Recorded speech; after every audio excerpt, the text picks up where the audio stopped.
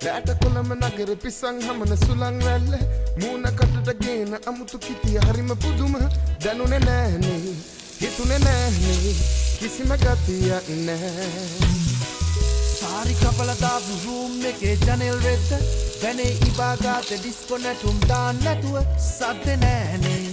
ඇයත් නෑනේ කිසිම ගතියක් නෑ නාන ගමන් තියෙන හිතේ තියෙන ශෝක ගිය වතුර කපපු ගමන් ඇස්වල ගතැනගින්න අයව මතක් කරන් ඉවසුව අපි හිතේ ගින්න